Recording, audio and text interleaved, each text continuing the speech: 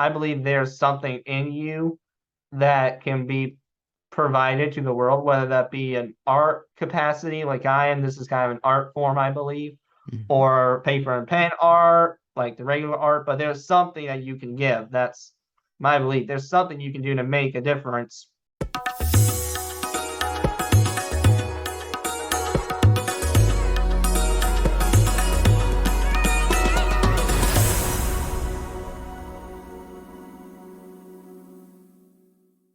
In this episode, we'll be learning about living with autism from a motivational speaker, entrepreneur, writer, host of Autism Rock and Roll podcast. Welcome to the show, Sam. How are you doing? I'm all right, man. It's good to be here, and thanks for the invite. Thank you so much for joining me on this episode for a soulful conversation. I would love to just say thank you so much for the awesome work that you do, the nonprofit activities that you do, and your podcast that is surrounding taking away the stigma of autism and helping people to live a much better life, even with autistic people around them and also with autism itself. So, would you like to start out by sharing your own story of living with autism? Yeah, so hello everyone. My name's Sam Mitchell, and I run the podcast Autism Rocks and Rolls. It's about autism and how we cope with daily struggles that you may or may not understand. I ran it since October 2019. I've had big guests on the show, such as Dr. Temple Grandin and professional wrestler Mick Foley. Mm, But I also was diagnosed with autism at age 4, and I have been bullied and dealt with exclusion and the stereotyping because of the high functioning aspect. They thought instead of having sympathy, they'd rather push me off the bridge for being different and not even have the time, not even take the time for me because they thought nothing of my life was interesting. mm. Well, I'm so sorry to hear that. That must have been like a very difficult time in your life, right? How were you able to like deal with that time period of your life, and how were you able to overcome all those stigma and trauma that surrounded it? Well, I didn't, to be honest with you. The best way I handled it was just to go to that one friend I did have and do my best to be around him more and just keep my nose down and clean. So just stay away from the drama and found some way to I knew I'd make it in life. And not caring what others thought of you also helped out coping with others excluding me and not taking the time for me. Mm. We only that one friend, right? That one friend that we can hold on to and be with in times of difficulty.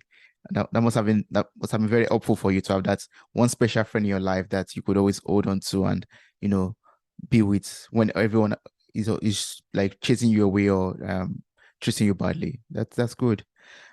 So for a layman out there, for someone who has never heard about autism before, can you explain what autism means and what it is like to live with autism? Well, autism has two definitions I see. Society's definition is a neurodevelopmental conditional disorder where we struggle with social cues and just are a little behind in Mm. life itself. My definition is it's a different way of thinking. Autism is a different way of thinking, a special way, just a unique way of thinking. Yes. And that's awesome. And would you like to like share some of the obstacles and the daily struggles that you experience due to autism and how do you deal with them? Like right now in your teenage, how do you do that? Your teenage Well, age? one obstacle I deal with is social anxiety. I have really bad anxiety myself, so I don't know how to handle it. But the best way I do is with music, a lot of rock and roll music, and lots of music therapy Mm, on my own. I don't really have a therapist, but I do a lot of music therapy, like self music therapy. mm, And I also am a very black and white thinker. I don't do plan Bs. I am either this way or this way. We mhm, either do it or we don't. That's kind of the easiest way for me to let something go. mm, I also have very sensitive feelings. I don't like wet t-shirts. That's intolerable mm, and can't do that. Every time the t-shirt gets wet, I'd rather just take it off, no matter where I am. mm, So that's one for you. And then sometimes I'll come up with unharming but unrealistic but non-harmful situations mm, or solutions. Excuse me. mm. Yeah, yeah. And I hope you're not feeling anxious right now in this conversation. Hope you're feeling relaxed and not too anxious. As relaxed. Oh, that's general, but as relaxed as I can be. As fast So as you can be. Okay. And how do you like, deal with anxiety whenever it comes? You just pick up your music and listen to it, or you go to a secluded area just to calm down, or what do you do when it becomes so much? Well, what I'm doing, the butterflies go away. Really, so case in point, when I speak before I go on stage, I am nervous as hell. I will Mm. not lie to you. Like it is yikes. Like before it before on stage, there's sweat going down on me. But after I go out behind the curtain or whatever, then it all goes away. Wow, that's good because you're a motivational speaker and you stand in front of a lot of people to speak. You're an entrepreneur, you organize a lot of activities, and it's so fascinating, or it's so wonderful how you're able to deal with this anxiety, you're able to cap it down and still function properly, like every other person, basically, like in your own special and unique way. That's awesome. So for someone out there who is autistic or who is living with autism, how would you encourage that person right now to live his or her life purpose without the doubt of, oh, because of this special condition of mine, I don't think I can do this or achieve this goal in life. Well, I would say go for it. No matter what it is, I say go for it. And by the way, you said you're European. I can definitely tell you're European because we say chase, not chess. But hey, whatever. Yeah, yeah, yeah. I live in Germany, so I guess that influences my English a lot. Yeah, yeah, yeah, yeah. That's awesome. Just go for it without fear. Just just pursue your life goals and purpose, and you make it basically. Yeah, like you are a testimony. You are an example of someone who, despite the autism, you are still able to, be an entrepreneur, be a motivational speaker, and still be able to function, have a blog, be a writer, do everything all that you want to do. That's amazing. That's good. Thank you. Yes. And I was going through your work, your website, and I read that you embrace yourself and you love yourself for who you are. So can you like share some tips on how we can embrace ourselves and love ourselves no matter what? Yeah, I would say that we need to embrace ourselves because I think it's a priority to self-confidence and self-esteem to have a self identity as well, because Mm, it's who you are. And I believe there's something in you that can be provided to the world, whether that be an art capacity like I am. This is kind of an art form, I believe, mm, or paper and pen art, like the regular art, but there's something that you can give. That's my belief. There's something you can do to make a difference, whether that be loving yourself or just trying to be yourself in a world where there's lots of cruelness going on. mm. Yes, that's true. Try to be yourself. That's the message. Try to be who you are. And talking about being artistic, being, uh, being creative. Can you tell us more about your podcast and about your nonprofit corporation? And how do you make use of all of these platforms to take away the stigma of autism? Well, I do it by just preaching and preaching and preaching. Really, if you think about it, is I think that I just have to preach what I believe in and until we get to the autism acceptance phase, because we're aware of autism, but we're not accepting of it, I don't think Mm, sometimes. And I think those with the condition get pitied, and that's not what we want. We don't want to be paid or held to a lower standard because of our disability. We want to be held to a higher or the same expectations because of the ability that we were given. yes, yes. And that makes me remember what I read also from one of your work. Like you wrote, you are not broken, basically. You are you're as unique as the next person. Yes, that's good. Yeah. So, for parents or for family members or friends, how would you advise them to relate to or to understand their autistic loved ones? Well, I mean, that's a hard question to do because I don't think I'm understood all the time with Mm, my family. I mean, I'm loved and I greatly appreciate it, but I don't think I'm understood by them all the time. And I would just say to understand them the best and try to get to know them as much as you can. I would say for the most part, my families do know me. It's in the A plus, not in the A plus range, but like the A minus range. mm, So that's definitely get to that. grade, I guess you call it, but they don't know me as an A plus. They, I think, don't know what I am capable of and how big of a person I am to be, how much of a go-getter I am, because I'm willing to do anything to get to my goal. Mm. Oh, that's good. And how can we get from that A minus to A plus plus? Like, how can you like share some tips or some ways that we can understand you better, understand autistic people better? Well, I believe the best way to understand them is to try to ask them questions, trying to get to know them base by base. What is their favorite food? What is their favorite video game? What is their favorite thing to do outside of the necessities of life, like school and anything you want them to do? Mm. Oh, that's good. Yeah. So try to ask questions and get to know them better, basically. Yeah, know what they like and what they dislike. Yeah. Yeah. And I just love you to educate me a little bit on autism. Like, what are some signs of autism that one is to look out for? Like, if I'm out there in the society, what are some signs that I should take I should pay attention to know that, oh yeah, that's an autistic fellow out there, or this is someone with autism, and how am I supposed to, deal with these signs also? Well, eye contact's the big one. Probably they're not doing a lot of eye contact. It's a lot of That's probably the big one. And I'll Mm, give you a basics example. There are times in my pictures where I do not look at the camera, and I still do not look at the camera. If I do, it's rare. If you go to mm, Facebook, you'll see a lot of pictures of me not looking in the camera because there's so much distracting. You expect us to look at the camera with a smile, but yet you hear birds chirping, yet you hear a chainsaw mm, um, trying to chop down a tree. You hear certain noises and it's distracting. So we can't stare at the camera while there's a lot of noises going on. Because I have to be like, oh, there's a bird. Oh wait, there's the tree falling down. Oh wait, there's a tractor going. Too much noises around. mm, So I get that. And the fact that we have to look at the camera, I think is kind of dumb because it's a picture. For crying mm. out loud, when they say, son, look at the camera.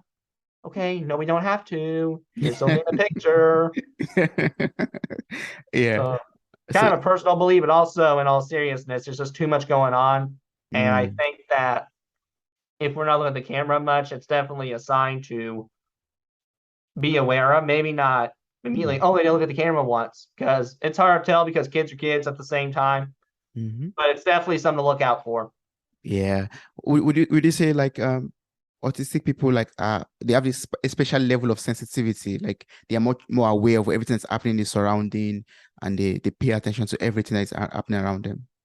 Yeah, I would say with sensitivity because of the wet clothes, I think I mentioned earlier. But I would also say it's not really with the looking around everywhere. I wouldn't say it's more of sensitivity. I would say it's more of an alertness Mm, as well because we're just so alert in the world. We're paying attention, not just what's going on in front of us and behind us, but we're looking at every ring corner. mm. Yeah, yeah. Oh, that's okay. That's amazing. That's interesting to know, actually. Yeah. So, you talked earlier about, bullying, you expressing bullying and people treating you differently. What can we do to make our society and the world at large much more accepting of people that live with autism? Don't see them for the autism, but see for them who they are. I mean, I've chosen to put autism first, but I know some people who don't want to be known as the Down syndrome boxer Mm, or the Down syndrome fighter. They want to be known as the fighter. And the fact that we're labeled, well, it's sometimes a benefit, I won't lie, but it's sometimes a pain in the butt because I am labeled as an autistic podcaster. Why not just a podcaster like anyone else? So mm. I would definitely say be careful with our labels. Yeah, yeah. I mean, what's the need of the label, right? Like you're a podcaster, simple on auto, right? Yep, I'm a podcaster just like you are, my brother. Yeah, yeah, that's good. Yeah, I love that actually. Yes. And what are some misconceptions? Sorry, what are some misconceptions around autism that you love to, clear off? Some misunderstanding around it, some misbelief around it. That we can't do anything, that we're bedridden, and that is far from the truth. Even the low function ones have something to offer. I Mm, know, I'll give you, and I have a friend who shall remain nameless. He lives with his mother still, I think. I think he does, but he works, and I'm not kidding you, he is a fantastic bowler. Mm. Like I think he got one time all strikes on a game. Wow. Oh, that's good. That means no matter. Or hold on, no, I'm sorry, scratch that. Every time I've seen him bowl or on the board of the Mhm, bowling, he's mhm. at least gotten over 100 points. Wow. That's good. So, I mean, you're telling everyone out there with autistic that no matter what level of autistic they are experiencing right now, or sorry, no matter what level of autism they're experiencing right now, they can still go and achieve their dreams in life and become who they want to be in life. Yeah. Correct. Yes, yes. So, as a closing remark, like, what advice will you share with people out there, autistic and non-autistic, in order to make this world a better place and a much more accommodating place for us all? Well, I just think two is kind of simple but blunt. So I would think if the rule could be nice and not be stupid, don't you think we get along great and a lot more better if we Mm. could just follow those two simple rules? Yeah, that's true. You're right. Of course. So Yeah. that's my final advice for you. Be nice and don't be stupid. That's really what it is. Yeah, very simple, and yeah, it could be difficult to implement in everyday life, but it's very straightforward, like you said. Yeah.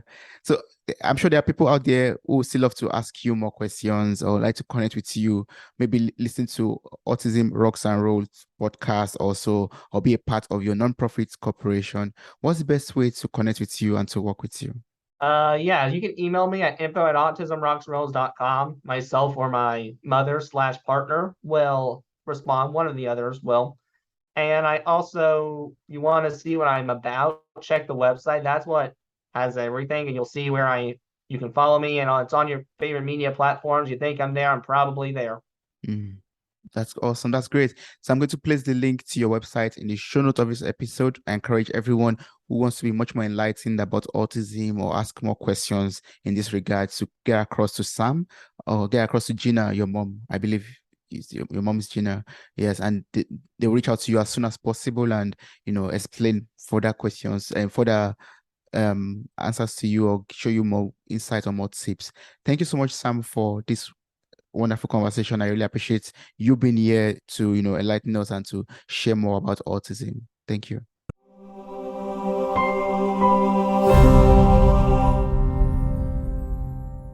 Hey there, podcast enthusiasts.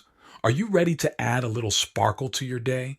If you're loving the insightful conversations and captivating stories on Mirror Talk Podcast, here's a friendly nudge to hit that subscribe button. By subscribing, you'll never miss out on the empowering messages and thought-provoking discussions we bring to your ears. But wait, there's more. We're all about spreading positivity and inspiration, and you can be a part of it too. How? By sharing the love with your friends and family. Share this episode with your loved ones, and let's create a ripple effect of empowerment and growth together. And hey, if you've been enjoying what you hear, why not take a moment to leave us a glowing 5-star review? Your feedback fuels our passion to keep delivering content that resonates with you. So hit that subscribe button, share the love, and leave us a review. Let's keep the conversation going and spread the Mirror Talk magic far and wide. Thanks for tuning in, and remember, your support means the world to us.